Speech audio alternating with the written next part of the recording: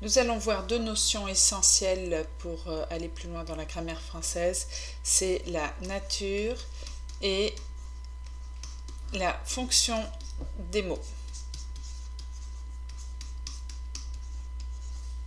Alors, nous allons commencer par la nature des mots. Alors, la nature d'un mot, qu'est-ce que c'est? Eh bien, déjà, on prend le mot seul, mot seul, isolé de la phrase, et on va chercher son identité étant sa classe grammaticale.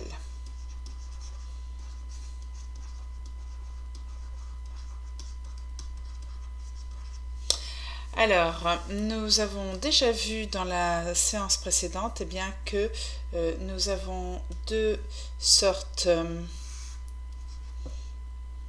de catégories de mots dans les classes grammaticales. Nous avons déjà les mots variables, ceux qui auront des terminaisons. Beaucoup de mots sont dans ce cas-là en français. Terminaison du singulier, pluriel, féminin, masculin, terminaison des verbes, etc.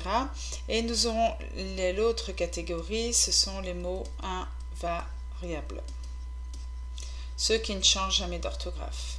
Alors, on va juste les énumérer. Dans les mots variables, eh bien, nous en avons 5 catégories. Nous avons d'abord les déterminantes, les petits mots que l'on met avant les noms, comme le, la, un, une, ce.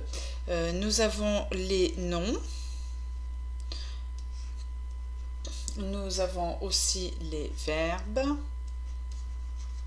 Ensuite, nous avons les adjectifs.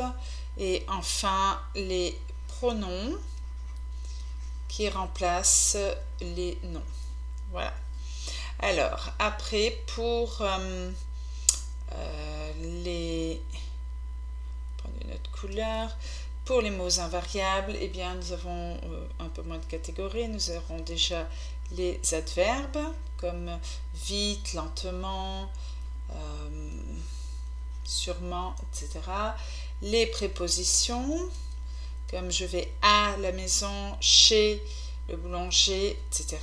Et enfin, les conjonctions. Alors, différents types de conjonctions, celles que l'on avait déjà vues, c'est mais, ou, et, donc, or, ni, car, etc. Voilà. Là, nous avons donc les différentes classes grammaticales qui vont permettre d'identifier les mots. Alors, notre deuxième concept, c'est la fonction des mots. Alors, la fonction d'un mot,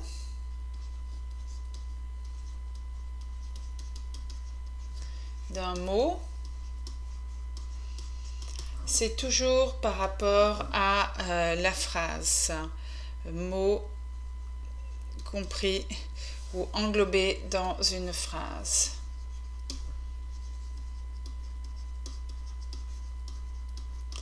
Il n'est plus seul. Et là, on va chercher non plus l'identité, mais le rôle du mot par rapport à la phrase. Alors, nous avons donc différentes fonctions dans la phrase, mais les principales, ce sont celles que nous avons déjà vues: sujet,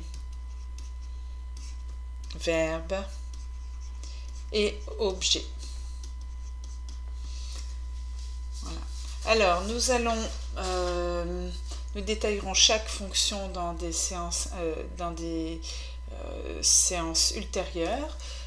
Maintenant, ce que nous allons voir, c'est comment nous pouvons regrouper ces deux concepts, nature et fonction, sur un même schéma. Alors, nous allons approfondir la connaissance de ces deux notions en voyant que la notion de nature des mots peut se lire de façon verticale, tandis que la notion de fonction des mots se lit de façon horizontale. Alors, en effet, pour la nature des mots, nous allons avoir cet axe-là, et on le voit tout de suite. Arthur, c'est un nom propre. On va mettre quand même la particularité. Aime, c'est le verbe aimer qui est conjugué au présent de l'indicatif. Le, c'est un déterminant qui précède donc le nom piano, qui est un nom cette fois-ci commun. Voilà. Alors, tandis que pour la fonction des mots, eh bien, nous allons avoir l'axe horizontal, c'est-à-dire que dans le cas d'Arthur, eh bien, Arthur, c'est le sujet, le S. Qui aime le piano, c'est Arthur. Aime, c'est le verbe. Et enfin, l'objet. Arthur aime quoi? Arthur aime le piano. Donc l'objet dans ce cas-là, c'est pas seulement un mot, c'est le groupe de mots le piano qui est objet. Voilà. Donc dans le cas de la fonction, eh bien, nous avons un axe horizontal.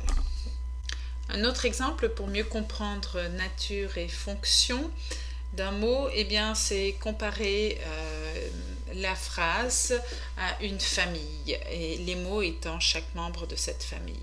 Alors, quand on cherche la nature d'un mot, c'est comme si l'on cherchait l'identité de chaque personne de la famille. Ici, nous avons Alice.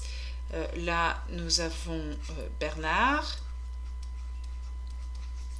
Et tout en bas, nous avons Jules. Voilà. Nous avons donc cherché l'identité des personnes dans la famille comme si on cherchait la nature d'un mot. Alors, par contre, maintenant, eh bien, nous allons chercher la fonction de ces personnes dans l'ensemble famille. Eh bien, Alice, vous pouvez l'observer, nous avons Sophie ici. Donc, Alice, on voit bien que c'est la fille aînée. Son rôle, c'est d'être la fille aînée, d'être celle qui est la plus raisonnable, la plus responsable.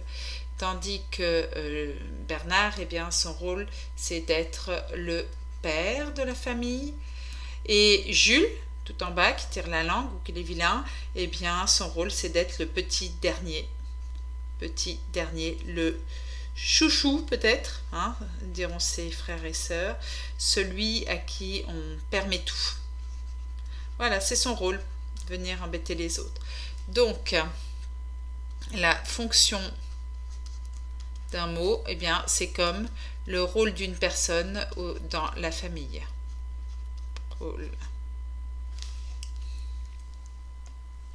Voilà, maintenant vous avez les outils pour comprendre ce qu'est la nature et la fonction d'un mot.